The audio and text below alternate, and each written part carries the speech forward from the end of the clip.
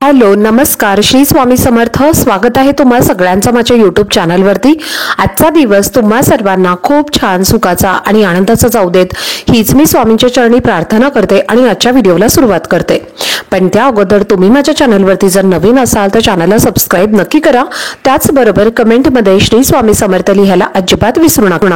अमावस्या तिथी दर महिन्याला येते, पण अमावस्या सोमवारी येते तेव्हा तिला सोमवती अमावस्या असं म्हटलं जातं। दर अमावस्येला पितरांची पूजा करावी असं आपल्या धर्मशास्त्रामध्ये सांगितलं जातं, पण आपल्याला दर महिन्याला पितरांची पूजा करणं शक्य नसेल तर किमान सोमवती अमावस्येला तरी पितरांची पूजा अवश्य करावी असे आपल्या शास्त्रामध्ये सांगितलं जातं। मार्गशीर्ष अमावस्या तिथी ही 29 डिसेंबरला रविवारी पहाटे 4:01 सुरू झालेली आहे आणि 30 डिसेंबरला सोमवारी पहाटे 3:56 याची समाप्ती होणार आहे। तर उदय तिथीनुसार आपल्याला ही अमावस्या आज सोमवारी साजरी करायची आहे।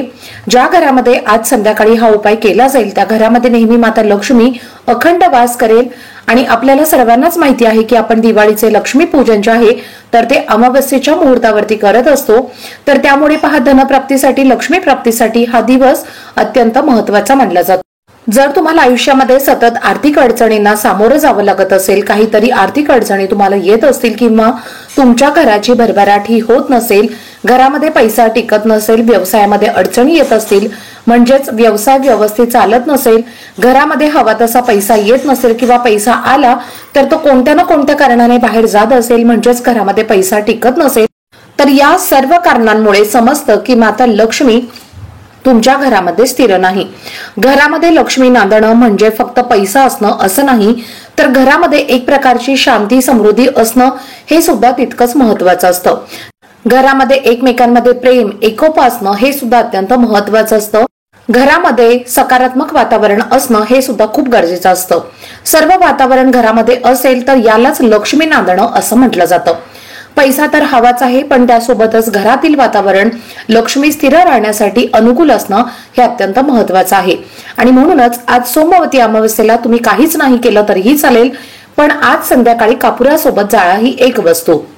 ही वस्तू जाळल्यामुळे घरातील भांडणं, पितृदोष, वास्तुदोष, नजरबाधा नष्ट होऊन घराची, मुलांची आणि पतीची अगदी भरभरून प्रगती होईल। तर अशी कोणती वस्तू जाळायची आहे आणि कोणत्या वेळेमध्ये जाळायची आहे याबद्दलची संपूर्ण माहिती तुमच्यासोबत मी आजच्या व्हिडिओमध्ये शेअर करणार आहे। त्यामुळे व्हिडिओ हा स्किप न करता शेवटपर्यंत नक्की पहा, जेणेकरून तुमच्यापर्यंत योग्य ती माहिती पोहोचेल। आणि तुम्ही माझ्या चॅनलवरती जर नवीन असाल तर चॅनलला पण लगेच सबस्क्राइब करा आणि बेल आयकॉनला पण प्रेस करा, म्हणजे मी जेव्हा कधीही नवीन व्हिडिओज अपलोड करेन त्याचं नोटिफिकेशन सर्वात आधी तुम्हाला मिळेल आणि तुमचा एकही व्हिडिओ हा मिस होणार नाही। तर पहा, कापराचा जो धूर असतो तर हा धूर दैवी आणि शुद्ध मानला जातो, जो पूजा स्थानाला पवित्र आणि सकारात्मक ऊर्जेने भरत असतो आणि म्हणूनच कापूर हा पूजेमध्ये अवश्य वापरला जातो। घरात कापूर जाळल्यामुळे घरातील वातावरण हे सुगंधी राहतं, तसेच घरातील नकारात्मक ऊर्जेचा नायनाट होतो। तर हा उपाय केल्यामुळे घरातील वादविवाद थांबून आनंदाचं वातावरण निर्माण होतं। तसेच हा उपाय केल्यामुळे घरातील पितृदोष हा कमी होऊन घरात सुख शांती नांदत असते। त्याचबरोबर वाईट नजरेपासून आपल्या कुटुंबाचं आणि आपल्या घराचं संरक्षण होत असतं। तसेच घरातील लहान मुलं सतत चिडचिडपणा करत असतील, हट्टीपणा करत असतील तर हा उपाय केल्यामुळे मुलांचा हट्टीपणा, चिडचिडेपणा हा सुद्धा कमी होतो। तर आपल्याला हा उपाय आज संध्याकाळी करायचा आहे। संध्याकाळी 6 नंतर ते रात्री 12 वाजेपर्यंत तुम्ही हा उपाय कधीही करू शकता।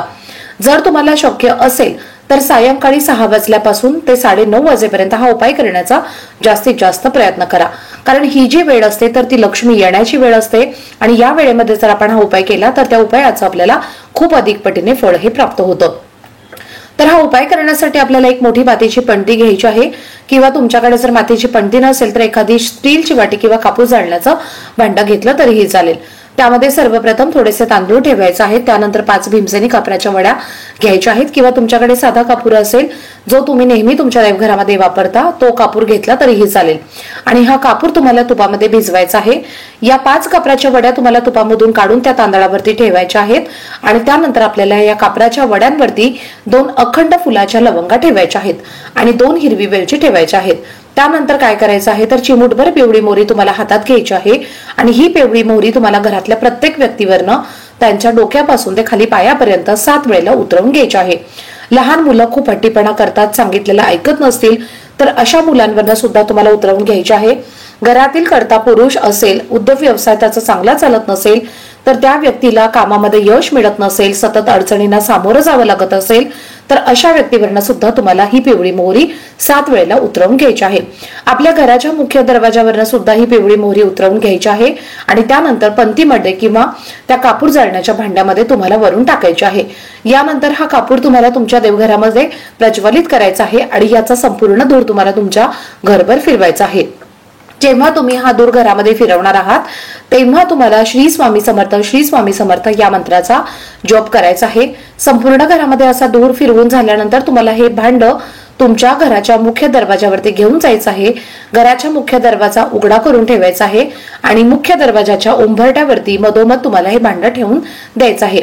जोपर्यंत यामधल्या वस्तू जळत आहे तोपर्यंत तुम्हाला कंटिन्युअस या मंत्राचा जप करायचा आहे आणि या वस्तू आपल्याला आज संध्याकाळी आपल्या घरामध्ये जाळायच्या आहेत.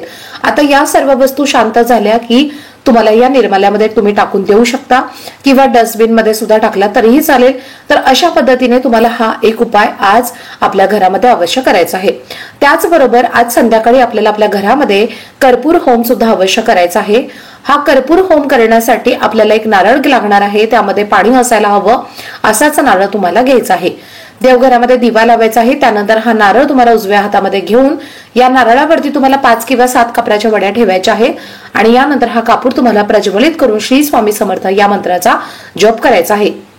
जोपर्यंत या कापराच्या वड्या जळत आहेत तोपर्यंत तुम्हाला कंटिन्युअसली या मंत्राचा जप करायचा आहे. याला कर्पूर होम असं म्हटलं जातं. घरामध्ये आपण जर हा दर अमावस्या पौर्णिमेला असा कर्पूर होम केला तर घरातील इडापिडा नजरबाधा दारिद्र्य दूर होऊन कुटुंबाची भरभर प्रगती व्हायला सुरुवात होते. तर हा उपाय सुद्धा तुम्ही आज आपल्या घरामध्ये अवश्य करायचा आहे.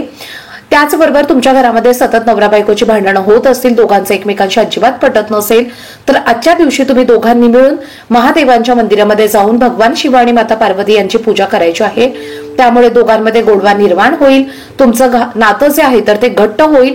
त्याचबरोबर आज संध्याकाळी आपल्या घरामध्ये काही प्रभावी सेवा सुद्धा करायच्या आहेत. त्यामध्ये श्री स्वामी समर्थ मंत्राचा 1 माळ जप अवश्य करा, कालभैरवाष्टकमचं पठण अवश्य करा, वेलगा सुक्तमचं पठण करा आणि 108 वेळेला महामृत्युंजय मंत्राचा सुद्धा पठण करा. तर या ज्या काही सेवा आहेत तर त्या सुद्धा तुम्ही अमावस्येला जर केल्या तर पहा येणारं वर्ष हे तुमच्यासाठी खूप चांगलं जाईल. नवीन वर्षामध्ये तुमची भरभराट होईल. जे काही संकट अडचणी असतील तर ते या वर्षातच संपून जातील. तर अशा पद्धतीने हे काही उपाय आणि या सेवा तुम्हाला आज संध्याकाळी आपल्या घरामध्ये अवश्य करायच्या आहेत. आजचा व्हिडिओ जर तुम्हाला आवडला असेल, माहितीपूर्ण वाटला असेल तर व्हिडिओला जास्तीत जास्त लाईक, शेअर आणि चॅनलला सबस्क्राईब नक्की करा. भेटूयात पुढच्या व्हिडिओमध्ये. तोपर्यंत सर्वांना श्री स्वामी समर्थ.